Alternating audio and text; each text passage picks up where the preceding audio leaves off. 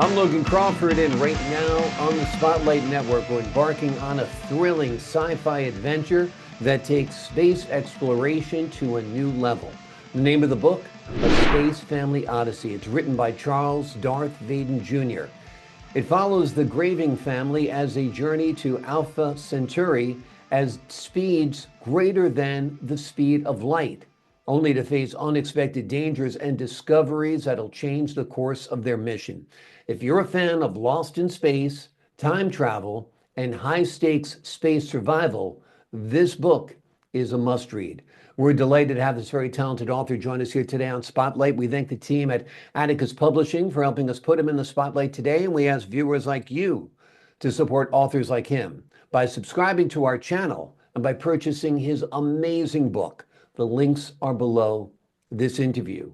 And be sure to download the Spotlight Network TV app streaming on Apple TV, Roku TV, and Amazon Fire TV. Darth, thank you so much for joining us here today on Spotlight.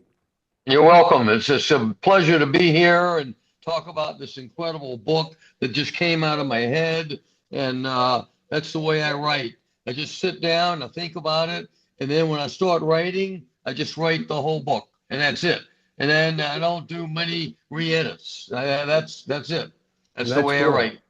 So yeah. you get inspired, and the words just start flowing, and you write like crazy, huh? Yeah, I may go a couple of days without sleep, but I just keep writing till I'm done.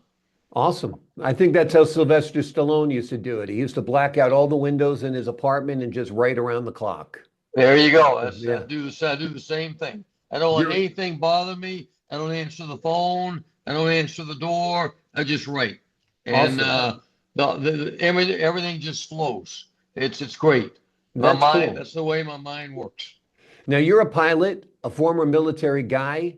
How much of your piloting experience and your military experience played into formatting and the themes that we find within this book? Oh, an incredible amount. Being a pilot, I can say for sure that there is no better job on this planet than being a fighter pilot. I mean, it is the greatest job in the world. You never know when you're going to work or fly or mission or what you're going to do, especially in combat, which I've got 100 and something hours of that in Iraq. So I've got a lot of combat experience. So you just got to be ready for anything at any time. And two words come to mind when you practice to be a pilot. One is procedures, and everything is procedures. Emergency procedures, normal procedures, and readiness, and just being ready for anything at any time. Always expect the unexpected. That is being a pilot. Also, there are few things in life as exciting as getting behind the controls of an airplane or a fling wing and getting out there in a combat setting. I mean, your life is on the line, yes, but you're fighting for liberty. You're fighting for the United States of America. It's close to being like Superman, and I don't exaggerate because you're flying and you've got incredible power up there. Does everything else kind of seem like a backdrop compared to the excitement of being a fighter pilot? Exactly. It's very surreal when you take off in that airplane loaded with missiles or bombs or whatever you're going to do. It whether you're getting shot at or shot, I was actually shot and get shot at every day. Missiles, AAA, big huge artillery rounds are shot at you all the time. You just ignore that and do the mission. You know, you dodge the missiles, but the rest of the stuff you just got to ignore, put it aside, and it becomes surreal. After the first couple of missions, it becomes normal. You expect it, you just go do it, and the ground infantry guys are the same way. They just know what to expect, and they just do it. And people get killed on either side of them all the time. I've seen planes blow up right next to me. You just keep going. And like I said, it's hard to explain because the excitement and the adrenaline level when you come back from that mission, you are you're at 120%. Yeah. Your mind is racing. To be a pilot, you got to do 10 things at once all the time anyway, even Yeah. on a normal mission when nobody's shooting at you. So you've got to be somebody who can think that fast and react immediately without thinking about it, just automatic. That's being a pilot. Were you a pilot before you got into the armed services, or the military trained No, you? I'd never flown before, and I went to Naval Flight School in Pensacola, Florida, and I flew a turboprop. Had problems, because I'd never flown, and I Mhm. was a little scared of the plane. That kind of slowed me down a little bit. And one day I just sat down and I said, "You got to do this. You can't flame out. You can't get kicked out. You got to do this." And the next day, I don't know, a light came on. I don't know, a light from God or who knows. And all my landings were perfect. Everything worked. And from then on, I just got better and better every day. It just Amazing. happened. You had an Yeah, aha moment where everything just clicked into place. it just clicked. And then we came back. The instructor said, "I don't know what happened to you today, but you were a different guy out there today. Yeah. Just keep doing what you're doing, and you're going to be the best." And I was. That's awesome. And sometimes you do just get it. And also, believing that you are the best helps you be the best. You have to believe you're the best in order You to you be the have to. best. You have to believe. Yeah. And I'll tell you, when you're up there in a furball in a battle with 8 or more fighters flying all over the place, you got to believe you're not going to get shot. You're going to shoot somebody else, and you're going to get in there, and you've got to see everything. You got to look around and see your own wingman, see the enemy fighters, and engage. Constant communication, constant maneuvering, and you got to work 8 buttons at one time Mhm. because all the buttons are on the stick and throttle.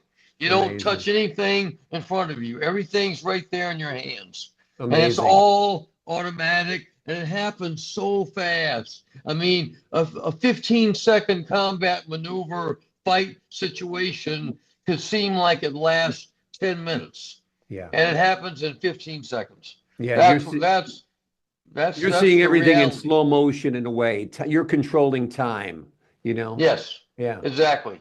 And it's Amazing. exactly like that. Let me just tell you one quick story about me, how I started. When I was 10 years old, I told my dad, I said, "Dad, there's a great movie at the Bijou Theater down the road." I was in this little town in South Carolina, and he let me go by myself. First time I ever Mhm. went to a movie by myself. The name of the movie was Robinson Crusoe on Mars. Hmm. And I saw that movie, and when I walked out of that movie, I said, "I want to be that guy. I Mhm. want to be the first human on Mars.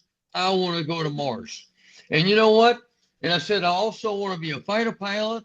I want to fly those big civilian airplanes, and I want to go to Mars." I've accomplished everything I said I would do at 10 years old, except I haven't been to Mars yet. Well, I So think at the I was going age to of say, I think we 10, need to talk to Elon Musk to get you up to Mars. How does that sound? okay, I'm building my own spacecraft, believe it or not. Really? Yeah, Very I've cool. got Tell us about contractors. that. Yeah, I've got contractors working with me that are working for free on their Hmm. spare time because they want to be a part of it. They want to Hmm. do it. And I've been working on this for 10 years, planning it, building it, using NASA data, which they probably don't know about, but it Hmm. doesn't matter because, I work for them. And if I'm there before NASA and Elon Musk and all these other people, so what? I'm Hmm. the first human on Mars. Doesn't Amazing. matter who it is or what they're flying. If I build my own spacecraft and I get there first, well, more power to me. I'm the guy. Amazing. Amazing. That's cool that at 10 years old, you knew exactly what you wanted to do, and you've Isn't that amazing? accomplished two of those Yeah. huge tasks. The third is a completely monumental task, and you're working on it. And like I said, who knows? Jeff Bezos or Elon Musk or Donald Trump might get you up there to Mars, and that would be Yep. wonderful. I think you've earned it. So after your military career, you became a commercial airline pilot as well? Yeah. I flew for FedEx. I did 3 jobs at once.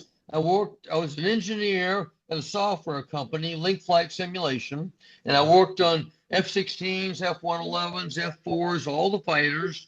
At the same time, I was flying for FedEx, where you get a lot of time off to do other things. Well, I worked. And I also was in a reserve unit flying F-16s for the Air Force. I started in the Marine Corps flying Harriers, and then I went to the Air Force flying F-16s as a reserve guy. So I was doing 3 part-time jobs at the same time. I was never home. I was married, and of course that didn't last long because I never saw my wife but a couple times a month. So, but hey, I had my priorities, and that was one of them. You know, I just, the marriage had to go away. There are always casualties of war. What can you do? There's always. Collateral damage, friendly fire, it happens, you know. Exactly. What can you do? Amazing story, amazing background. I wanted to talk about your background because I think all of that life of yours as an adventurer is clearly on display in this book, A Space Family Odyssey. Give the folks at home an overview of the story of A Space Family Odyssey. Okay, it's incredible because it's about a family that lives 2 miles down the road from me, and they own the gym that I work out at. And so I had an idea. You know, I've been wanting to write another book. This is my 3rd book that I'll have printed. And I wanted to write another book, a sci-fi book about somebody I knew and put them in space. And I went up to Rob, who owns the gym. I said, Rob, I'd like to write a book about your family. And he said, that would be great. What's it about? And I said, I'm going to send you to Alpha Centauri. And he goes, well, what's that? And I go, it's the nearest star to our system. That star is only 4.2 light years away, but at our present speeds, it would take us 1,000 years to get there. So it's my own byline that I say when I talk to anybody. If you can't exceed the speed of light, you're not going anywhere. Just forget it. You're never leaving the solar system. Yeah. You know, we've sent 30, 40 years ago, we've sent probes into space. They're still at the outer reaches of our solar system. They haven't gotten anywhere. That's because they're only going 50, 60,000 miles an hour. The speed of light is 186,000 miles per second. So people always ask me, what is the speed of light? What is a light year? What does that mean? And I go, well, let me tell you what a light year is. A light year is how far light will travel in 1 year. So you just do simple multiplication. You take 186,000, that's per second, and you multiply that by the number of seconds in 1 year. That number comes out to be about 785 trillion miles. Wow. That's how far light travels in 1 year. And that's still 1/4 of the way to our closest star. And we're not even at 1/30th of the speed of light at present speeds. So we're way a long way to go. Amazing. You see Star Trek and Star Wars on TV and movies. Everything's about the speed of light. You're just not going anywhere unless you can exceed that. And in this book, I explore what it's like to exceed the speed of light. They take this family and train them. Nobody's ever gone over the speed of light. Einstein says it can't be done. I say it can be done, because if it can't be done, why would we be here? Because we're not going anywhere. So it has to be done. We'll be encountering a lot of G's if we go to the speed of light, right? Oh, yeah. There are a lot of things happen. And this family, when they exceed the speed of light, everything goes wrong. The computer quits, they go out of control, and they're doing probably, they don't know how fast they're going because the computer shuts down. So the ship is made to go up to 100 times the speed of light. And to get to another planet, those are the kind of speeds you're going to need. Mm-hmm. And we haven't even, we're at 1/40th the speed of light. We got to multiply that by several thousand times to get somewhere. And Alpha Centauri is the closest system. And the original series in the 1960s, they went to Alpha Centauri. And the same thing happened to them. They got lost. That Something was Lost in happened when it went out Space. of control. They had a guy on board that sabotaged the ship, went out of control, and landed on some planet, and they never knew where they were. Well, this family figures out where they were because they get the computer working, and they know the stars, and the computer figures out where they are. And they're about 15 light years away from where they're supposed to be. And they have no way to take off and go there. And even if they go there and they find out that Alpha Centauri, the planet there, is uninhabitable, and they're on a planet that's habitable, then they're out of luck. And they don't know where Earth is. So they're stuck in space again with nowhere to go. So they're on a planet that has oxygen and water and vegetation and animals. Just stay where you are. You got everything you need. So that's what they do. They stay there and they encounter all these things that happen to them, these adventures, and they find out things. They meet alien. They find out aliens have been there. Crashed alien ships are there. They find out that some of these aliens have human DNA. And that changes the whole look of the thing. Something I've thought about for years is maybe we didn't come from monkeys. Maybe we came from aliens from another part of the galaxy or some other galaxy. And that's my theory behind this book. Very, very interesting. Very, very. You're gonna have to talk to Tom Cruise a little bit because I think at the heart of Scientology Yep. is aliens are what we come from. You said a lot there, so let's get back to it a little bit. You compare it a little bit to Lost in Space, that famous TV show with the Right. Robinsons in the 1960s. I think the 1960s was the best era ever for sci-fi, don't you? With like Planet Oh, of the Apes and absolutely. I mean, you Omega had Lost Man in and Charlton Space. Heston and Oh, you had Star Trek. Star Trek was probably the most groundbreaking sci-fi TV of all time. yeah. There's no question about it. You watch that show, it has humor, it has drama, it has life and death, that ship travels warp 9 is 1,000 times the speed of light. So they can explore most of the galaxy in a couple of years. That's what that ship has. Now that's about 200 years in the future. This book takes place less than 100 years in the future, at 100 times the speed of light. But you're right. The 60s, the best TV shows I think ever made were made in the 1960s. The Wild Wild West. Yeah. Think about the things they came up with on that show. Right. Unbelievable. Twilight Star Zone. Trek. Oh yeah, Twilight Zone. Some of my favorite shows, Star Trek and Twilight Zone, were two of my favorites ever. Especially, I still watch them today. I love me those too. shows. Me too. And a lot of Love it was the writing. Rod Serling was an amazing writer. He wrote both Planet of the Apes, the screenplay, and of Yep. course the episodes of The Twilight Zone as well. Have you envisioned A Space Family Odyssey as a TV series Well, not a TV series. or a movie? Either that or a movie, Yeah. actually. Yeah. I would love to see Disney pick this up as a movie. Yeah. I I mean, think it would because be it's fantastic. a cool premise. So you got a family. I mean, it's kind of been done in Lost in Space, but that was ages ago. Nobody remembers it anymore other than me and Right? you. And Yep. this is different. It's a different setting. It's a different family. It's a different technology and different Right? era.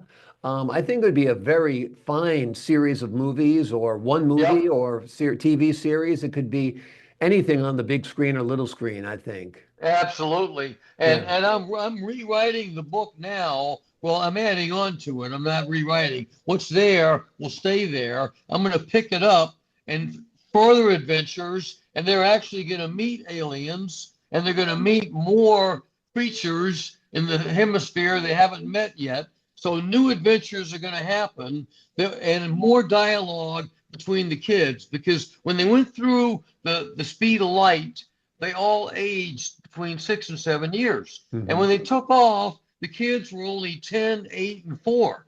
Well, now they're 6 or 7 years older, and their personalities change. And there's more. I'm going to create more dialogue between them because now they have more adventure spirit. They want to explore more. They know more. A lot of things have happened to the family since they went through that time gate. that they're trying to figure out what happened. And they just when they land on the planet for the first time, they depart the ship and see each other and look at each other and go, "My God, what happened to us? We're all different. What happened? What changed?" They said the speed of light changed. So we don't know what happens at the speed of light. Do we get younger? Do we get older? Do we end up in another part of the galaxy? We don't know. We don't know any of that. Well, I produced an idea in this book. This is what happens when you exceed the speed of light. Yeah, very, very cool. Very, very cool indeed. So you're writing a sequel to this book, I presume. Is that what the new book's gonna Absolutely. be? I'm Yeah. writing it right now. Yeah, Excellent. as we speak. Excellent. Wonderful. And And is that as also just pouring out of you, just like you did the first book? Oh yeah, I mean, the thoughts are just pouring into my head right now, and when I start writing, it's just gonna flow out of there, and I'll have it in print within a couple of weeks of writing it. All I right. mean, it'll be out there. I got pictures, I've got dialogue written, and I'm gonna put it all together, and it's gonna be fantastic. The addition to this book is gonna be movie quality, I guarantee it. Yep, I think so too. Absolutely. When's the last time you've been behind the controls of a plane? Have you flown in the recent years? Just in a few months. Okay. Yeah, I'm still Yeah. flying. Awesome. See, at NASA, you fly experimental research aircraft. It Mhm. doesn't matter how old you are. The FAA doesn't have any control over NASA experimental pilots. Yeah. There's no age limit. We don't go by FAA rules at NASA. Of course, we do when we're in the atmosphere. We have to follow FAA regulations and follow the routes that we plan so they know where we are and we don't run into anybody. But Yeah. once we're out in space, we do whatever we want. Yeah. We Very go cool. where we want and we do what we want. Very cool. Very cool. So the space belongs to us. Awesome. Same with ultralights. You can go up to with an ultralight pretty easily as well, right? Few regulations. Yeah, exactly. Same Yeah. thing. Yeah. Yeah. Tell So us you about can the fly ship. an Tell us about the ship you ultralight. would. Oh, go ahead. I'm sorry. Yeah, you can fly an ultralight at any age, Yeah. anytime you want. You just strap that baby on and go. Yeah. There's no age limits. And if you want to fly experimental airplanes with an engine out of a regular airport, they put a lot of restrictions on you. You can only have so much horsepower. It can only go so fast. You can only go so high. Yeah. Well, that's not me. I want to go fast and I want to go high. That's me. Awesome. I mean, and NASA's right helping you do now, that. yeah, NASA's working on something called the X-43, and they want to exceed Mach 10. And of course, Mach 1 is the speed of sound. So they're trying to exceed Mach 10, and they're close. And they use something called a PDE engine, pulse detonation engine, which is the same theory behind the engine that powers the space family that we're talking about here. And a pulse Doppler engine has thermonuclear explosions that happen thousands of times per second. So you don't feel these pulses. It's just smooth, but it happens. It just detonation after detonation. And so it has a nuclear fusion engine, and that's what gets them up past the speed of light. So it has three engines on it. One for maneuvering in close quarters and in and out of planets, one for maneuvering at half the speed of light through a solar system, and then, of course, the PDE engine, which pushes them through the speed of light. Very cool. Tell us about the Valkyrie, the ship you created for your book. Well, I got the name from the dad of the family, and I said, hey, I've been thinking about a name for this, and I came up with a name called the Valkyrie. And he says, you know what? That's incredible. My ancestors came from Norway, and the Valkyrie is common there. That's perfect. And he didn't even know about it, and I didn't know that he knew that. And so it just came together. It's perfect. Very cool. And that ship, the one you created, travels at 100 times the speed of light, right? That's the theory. 100 times the speed of light. But see, when they exceed the speed of light because the computer quits, they don't know how fast they went. But they know they got to this planet really fast. So I would say they probably went at least 100 times the speed of light. Yeah. But they were out of control, and they didn't know where they were going. Yeah. And that's Very the cool. theory behind the book. Yeah, and also I love the theory that they encounter aliens that have human DNA. Yeah, that is incredible. Talk to They us a little find, bit about that aspect. okay, they go on, they have this rover that has the ability to jump canyons a half a mile wide. So it's got its own jet thrusters, and they come up with this canyon that's about 10 miles south of where their spaceship is. And there's no way around it. It looks like it goes on forever.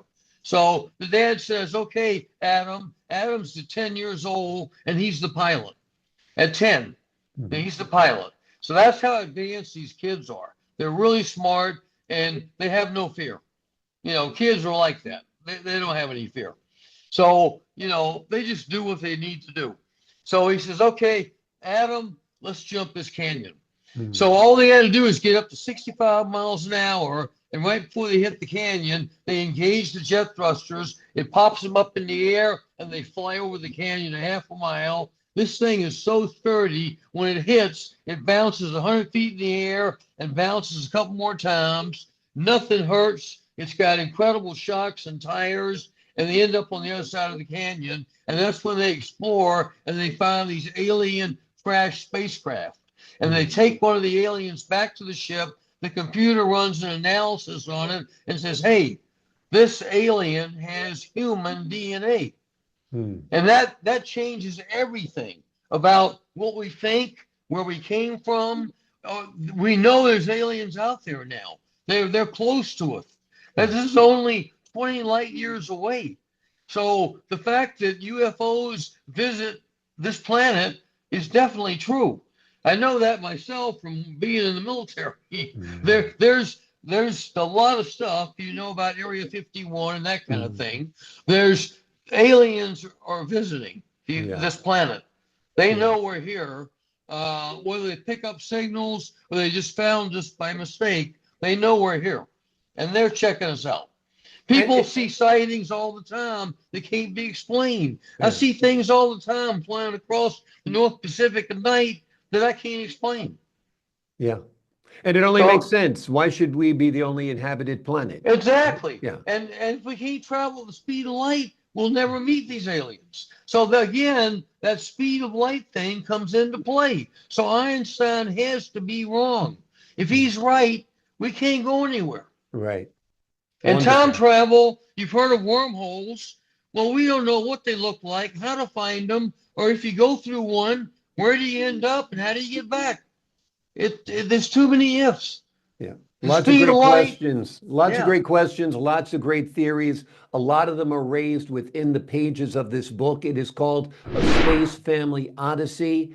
It follows the Graving family as they journey to Alpha Centauri at speeds greater than light, 100 times greater than light, only to face unexpected dangers and discoveries that'll change the course of their mission. If you're a fan of Lost in Space, that great TV show, Danger, Will Robinson, time travel, and high-stakes space survival, this book is a must-read, and it's written by a Top Gun type of guy, DARTH, who has done a wonderful job on crafting this book. And the good news is a sequel is coming.